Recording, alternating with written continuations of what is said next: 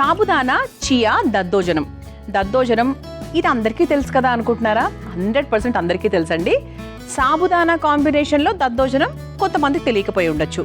Chia కాంబినేషన్లో అసలు ఎలా ఉంటుంది టేస్ట్, ఇవన్నీ కూడా తెలుసుకుందాం. మరి ముందుగా కావాల్సిన పదార్థాలు ఏంటో చూసేద్దాం. సాబుదానా చియా దద్దోజనం తయారు చేసుకోవడానికి కావాల్సిన పదార్థాలు: నానబెట్టుకున్న సగ్గుబియ్యం 1 కప్పు, పెరుగు 1 కప్పు, నానబెట్టుకున్న చియా సీడ్స్ 3 టేబుల్ స్పూన్లు, అల్లం ముక్కలు కొద్దిగా, రాళ్ళుప్పు కొద్దిగా, మిరియాల పొడి 1 టేబుల్ స్పూన్, బ్రౌన్ షుగర్ చిటికెడు, వేయించుకున్న పల్లీలు 1 కప్పు, దానిమ్మ గింజలు 1 కప్పు, కొత్తిమీర కొద్దిగా, నూనె 3 టేబుల్ స్పూన్లు, పోపు దినుసులు 1 టేబుల్ స్పూన్, పచ్చిమిర్చి 4, కరివేపాకు కొద్దిగా, జీడిపప్పు కొద్దిగా, ఎండుమిర్చి 4. సాబుదానా చియా దద్దోజనం తయారు చేసుకోవడానికి కావాల్సిన పదార్థాలన్నీ కూడా రెడీగా ఉన్నాయి. సో ఇలాంటి దద్దోజనం మనం స్పెషల్గా ఏదైనా యాత్రలకు వెళ్ళేటప్పుడు, అంటే వన్ డే ట్రిప్స్కి వెళ్ళేటప్పుడు పులిహోర దద్దోజనం చేసుకెళ్ళి ఆ గుళ్ళో తినడం అదే చేస్తూ ఉంటాం కదా. సో అటువంటి సందర్భాల్లో కూడా మనం చక్కగా ఇటువంటి స్పెషల్ దద్దోజనం చేసుకోవచ్చు.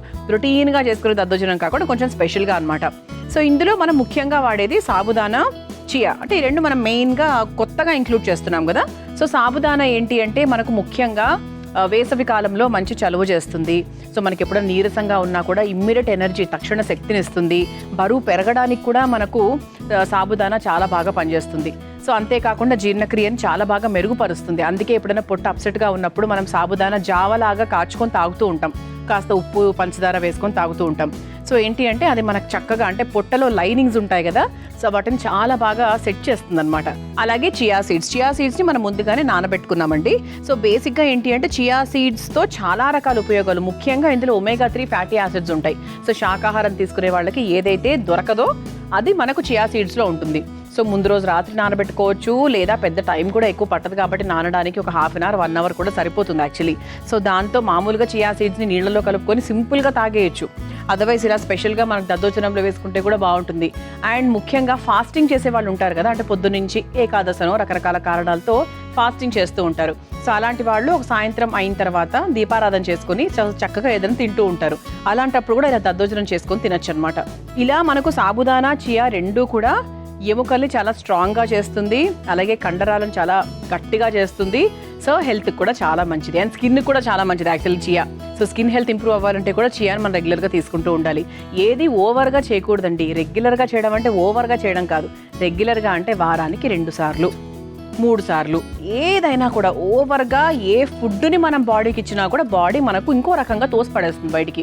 సో వారానికి 2 లేదా 3 సార్లే ఏదైనా కూడా మనం తీసుకోవాలన్నమాట. ముఖ్యంగా ఇటువంటి హెవీ మెయిన్ ఇంగ్రీడియంట్స్ని. ఓకే, సో ఇక మొదలు పెట్టేద్దాం. వంట ప్రాసెస్ చాలా ఈజీ, అది పెద్ద విషయం కాదు. సో ఏంటేం వాడుతున్నాము, ఎందుకు వాడుతున్నాము అనేది మనకి ఇంపార్టెంట్. సో ముందుగా స్టవ్ వెలిగించేసుకుందాం. సో ఫస్ట్ కొంచెం వాటర్ పోసేసుకుని, సాబుదానా ఆల్రెడీ నానబెట్టినదే కానీ ఒక్కసారి మనం వేడి చేసేసుకుందాం. సో నీళ్లు పోసేసుకున్నాం కదా. సో నీళ్లు కొంచెం మనకు లైట్గా మరిగిన తర్వాత మనం ఆల్రెడీ సాబుదానా నానబెట్టుకున్నాం. సో నానబెట్టుకున్నప్పటికే ఆల్మోస్ట్ సగం ఉడికిపోయినట్టుగా అయిపోతుంది యాక్చువల్లీ అది. సో అంటే మనకు మన దద్దోజనానికి కావాల్సినంత సాబుదానాన్ని మనం ఇందులో తీసుకుంటున్నాం అనమాట.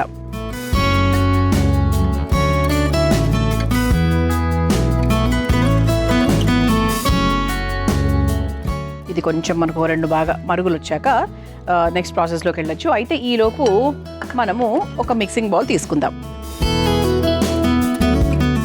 సో ఇలా చక్కగా ఒక మిక్సింగ్ బౌల్ తీసేసుకున్నాము. ఇందులో మన ముఖ్యమైన ప్రాసెస్ మొత్తం ఇక్కడ చేసుకుంటాం. సో ఫస్ట్ ఏం వేస్తున్నాం దీంట్లో, పెరుగు. సో దద్దోజనం అంటే ముఖ్యంగా మనం ఫస్ట్ పెరుగు వేసేసుకుంటాం కాబట్టి ఇప్పుడు దీంట్లోకి మనకు కావాల్సినవన్నీ కూడా మెల్లిగా వేసుకుంటూ రావచ్చు. సో ముందుగా ఏం వేసుకుంటున్నాము అంటే పల్లీలు, వేయించిన పల్లీలు అండి ఇవి, మరి పచ్చి పల్లీలు వేయకండి బాగోదు. వేయించిన పల్లీలు చూసుకోండి, ఎక్కువగా తినే ఇష్టం ఉంటే కొంచెం ఎక్కువగా వేసుకోవచ్చు. కొంతమందికి మరీ పల్లీలు ఉంటే ఇష్టం ఉండదు. ఎంత ఉండాలో అంత ఉంటేనే బాగుంటుంది. ఇంతకుముందు మనం అనుకున్నట్టు ఓవర్గా ఏది వద్దు, చూసుకొని ఎంత వేయాలో అంత వేసుకుంటే సరిపోతుంది. సో పల్లీలు వేసేసుకున్నాము. తర్వాత ఇదిగోండి నానబెట్టుకున్న చియా సీడ్స్, కొంచెం నీళ్ళు ఏమైనా ఎక్స్ట్రాగా ఉంటే వడగట్టేసుకొని చేసుకోవచ్చు. యాక్చువల్గా మనకు వేసవి కాలంలో ఇలా చియా సీడ్స్తో ఏదైనా ఇంట్లోనే కొంచెం షర్బత్ లాగా నిమ్మరసం లాగా చేసుకొని తింటే కూడా తాగితే కూడా చాలా బాగుంటుంది. అంటే హెల్త్ పాయింట్ ఆఫ్ వ్యూ ఎన్నో మంచి వాల్యూస్తో పాటు ఒక మంచి ఎనర్జీ, ఒక మంచి హెల్తీ థింగ్స్ ప్రొవైడ్ చేస్తుంది కాబట్టి చాలా మంచిది చియా సీడ్స్ అనేవి. ఓవర్గా చేస్తే మళ్ళీ చెప్పాను కదా ప్రాబ్లమే, ఎందుకంటే చాలా ఆర్టికల్స్ కూడా మనకు వస్తూ ఉంటాయి చియా సీడ్స్ వల్ల ఇదైంది అదైంది అని. ఏదైనా ఎక్కువ చేస్తే ప్రాబ్లమే. సో అందుకే చూసుకొని చేసుకోవాలి. ఓకే, సో ఆ తర్వాత కొంచెం రాళ్ళుప్పు అండి. సో మనం సైంధవ లవణం కూడా వాడుతూ ఉంటాము రెగ్యులర్గా, రాళ్ళుప్పు వాడుతూ ఉంటాము. సో ఆ తర్వాత ఇక దానిమ్మ గింజలు. సో కొంచెం మనకు దద్దోజనం టేస్ట్ కాస్త తీయగా అలా ఉండాలి అంటే దానిమ్మ గింజలు బాగుంటాయి కదా మనకు. అంటే బేసిక్గా స్పెషల్ కర్డ్ రైస్ అంటేనే మనకు పైన నుంచి వేస్తారు. సో మనం అలా పైన నుంచి వేయకుండా పెరుగులోనే వేసేసుకున్నాం అనమాట. కలవనివ్వండి మొత్తం పెరుగులో, బాగుంటుంది కదా. అలా పైన నుంచి ఏదో 4 ముక్కబడిగా ఎందుకు, సో చక్కగా కలిపేసుకుంటే బాగుంటుంది కదా. ఆ తర్వాత కొంచెం మనకు ఆ రుచి కోసము కాస్త బ్రౌన్ షుగర్, లిటిల్ ఆ తీపి టేస్ట్ కోసం. మీరు ఇది సీక్రెట్ ఇంగ్రీడియంట్ అండి, చాలామందికి తెలీదు. మనము ఎక్కడైనా బయట హోటల్లో తిన్నప్పుడు ఇంత కమ్మగా తీయగా భలే ఉంది కదా అనుకుంటాం దద్దోజనం, ఎందుకంటే కొంచెం షుగర్ వేస్తారు కాబట్టి. సో బాగుంటుంది. మీరు మామూలుగా చేసుకున్నప్పుడు ఎక్కువ వేసుకోండి, మరి ఎక్కువ అక్కర్లేదు, స్లైట్గా వేసుకున్నా కూడా దాని టేస్ట్ చాలా బాగా తెలుస్తుంది. సో ఆ తర్వాత మిరియాల పొడి. సో మిరియాల పొడి చూసుకోండి కారానికి తగ్గట్టుగా. సో కొంచెం ఘాటుగా ఉండాలి అనుకుంటారు కొంతమంది, సో అప్పుడు ఘాటుగా చేసుకోండి. ఓకే, సో ఈ స్టవ్ కూడా ఆఫ్ చేసేస్తున్నారండి, చూసారా.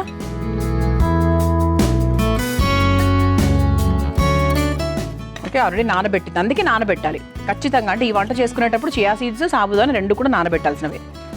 ఇది కొంచెం చల్లారనివ్వండి. ఓకే, ఇది కొంచెం చల్లారితే అప్పుడు మనం పెరుగులోకి వేసుకోవచ్చు. ఇక్కడ మీరు గమనించారా, మన అన్నానికి బదులుగా దద్దోజనంలో సాబుదానా వాడుతున్నాం. నాకు తెలిసి అందరికీ అర్థమైంది అనుకుంటా. సో ఇప్పుడు మనం ఏం చేద్దామంటే చిన్న పోపులాగా తయారు చేసుకుందాం. ఓకే, ఈ లోపు ఇది కూడా మనకు చల్లారుతుంది. ఇటు పక్క ఒక చిన్న పోపు పెనం పెట్టుకొని స్టవ్ వెలిగించేసుకుందాం. సో దీంట్లో మనం కాస్త నూనె వేసుకుందాం. కొంతమంది నెయ్యితో కూడా చేస్తారండి. నాకెందుకో ఎప్పుడూ కూడా దద్దోజనం నెయ్యితో ఇష్టం ఉండదు. దద్దోజనం మాత్రమే మిక్స్ చేసుకోవచ్చు, కొంచెం నెయ్యి వేసుకోవాలంటే వేసుకోవచ్చు, కానీ ఏమో నాకు అప్పుడప్పుడు ఇది మాత్రం నూనెతోనే బాగుంటుందేమో అనిపిస్తుంది. ఆఫ్ కోర్స్ అది మళ్ళీ మీ ఇష్టం అనుకోండి. సో పోపులో ఏం వాడుతున్నాం అనేది పర్సనల్ చాయిస్ అది యాక్చువల్లీ. ఓకే, సో ఇక్కడ మనం ముందుగా పోపు దినుసులు వేసేసుకుందాం. సో ఇందులో ఆవాలు, జీలకర్ర, మినప్పప్పు, శనగపప్పు ఇవన్నీ ఉన్నాయి. ఎక్కువ వేసుకుంటారు కొంతమంది, ముఖ్యంగా దద్దోజనంలో ప్రతి ముద్దకి అలా పలుకులుగా రావాలని సో చక్కగా వేసుకుంటారు కొంతమంది, దిట్టంగా వేసుకుంటారు అనమాట. ఓకే, సో ఆ తర్వాత అల్లం ముక్కలు, ఆ తర్వాత జీడిపప్పు,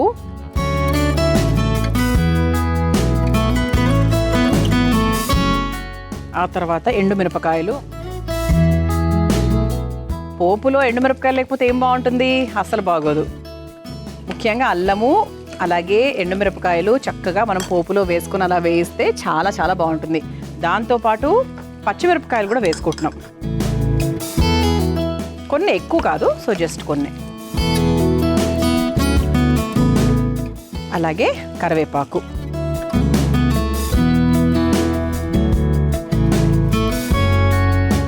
మనకి ఇటువైపు పోపు రెడీ అయిపోయింది. మరోవైపు సాబుదానాన్ని మనం కాస్త వేడి చేసాం, అది కొంచెం చల్లారాలి. మరోవైపు పెరుగు మిశ్రమం రెడీగా ఉంది. సో ఇలా ఈ 3 రెడీగా ఉన్నాయి. ఈ స్టవ్ కూడా ఆఫ్ చేసేస్తున్నాను. సో మన సాబుదానా ఇంకొంచెం చల్లారిన తర్వాత, పోపు కూడా కాస్త చల్లారిన తర్వాత మనం డైరెక్ట్గా ఇందులోకి మిక్స్ చేసేసుకోవడమే. మనం ఒకవైపు పోపు తయారు చేసుకున్నాము, మరోవైపు సాబుదానా ఉడికించుకున్నాము, మరోవైపు పెరుగు మిశ్రమాన్ని సిద్ధం చేశాము. సో ఇప్పుడు ఏం చేయాలి అంటే ఈ పెరుగు మిశ్రమంలో మనము ఉడికించుకొని చల్లార్చుకున్న ఈ సాబుదానా మిశ్రమాన్ని ఇందులో మిక్స్ చేసుకోవాలి. ఇది మనం కొంచెం చల్లారడానికి వెయిట్ చేసాం కదా ఇంతకుముందు, సో చల్లారిపోయింది కాబట్టి వేసేస్తున్నాం. కొంచెం గోరువెచ్చగా ఉంటే కూడా పర్వాలేదు, ఇది ఒకసారి కలిపేసుకుందాం.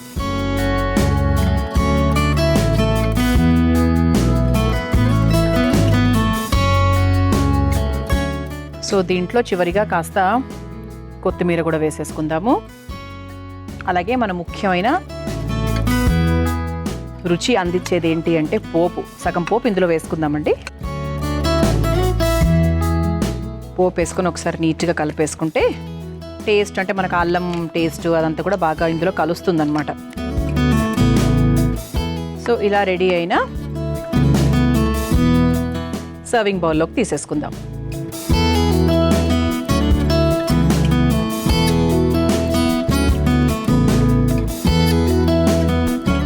సో పైన నుంచి మిగిలిన పోపు ఏదైతే ఉందో అదొకసారి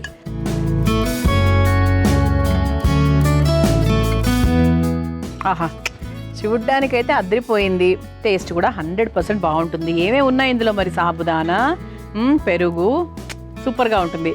సో సాబుదానా చియా దద్దోజనం మీరు తయారు చేసుకోవాలనుకుంటే కావాల్సిన పదార్థాలు, తయారు చేసుకునే విధానం మరొకసారి చూసేయండి. సాబుదానా చియా దద్దోజనం తయారు చేసుకోవడానికి కావాల్సిన పదార్థాలు: నానబెట్టుకున్న సగ్గుబియ్యం 1 కప్పు, పెరుగు 1 కప్పు, నానబెట్టుకున్న చియా సీడ్స్ 3 టేబుల్ స్పూన్లు, అల్లం ముక్కలు కొద్దిగా, రాళ్ళుప్పు కొద్దిగా, మిరియాల పొడి 1 టేబుల్ స్పూన్, బ్రౌన్ షుగర్ చిటికెడు, వేయించుకున్న పల్లీలు 1 కప్పు, దానిమ్మ గింజలు 1 కప్పు, కొత్తిమీర కొద్దిగా, నూనె 3 టేబుల్ స్పూన్లు, పోపు దినుసులు 1 టేబుల్ స్పూన్, పచ్చిమిర్చి 4, కరివేపాకు కొద్దిగా, జీడిపప్పు కొద్దిగా, ఎండుమిర్చి 4. సాబుదానా చియా దద్దోజనం తయారు చేసుకునే విధానం: ముందుగా స్టవ్ ఆన్ చేసి పాన్ లో కాస్త నీళ్లు పోసి నానబెట్టుకున్న సగ్గుబియ్యం వేసి ఉడికించుకొని చల్లార్చుకోవాలి. ఇప్పుడు ఒక మిక్సింగ్ బౌల్ లో పెరుగు, వేయించి పొట్టు తీసుకున్న పల్లీలు, నానబెట్టుకున్న చియా సీడ్స్, రాళ్ళుప్పు, దానిమ్మ గింజలు, బ్రౌన్ షుగర్, మిరియాల పొడి వేసి కలిపి పక్కన పెట్టుకోవాలి. ఇప్పుడు మరో స్టవ్ వెలిగించి పోపు పాన్ లో నూనె వేసి వేడైన తర్వాత అందులో పోపు దినుసులు, అల్లం ముక్కలు, జీడిపప్పు, ఎండుమిర్చి, పచ్చిమిర్చి, కరివేపాకు వేసి వేయించుకోవాలి. తర్వాత ఒక మిక్సింగ్ బౌల్ లో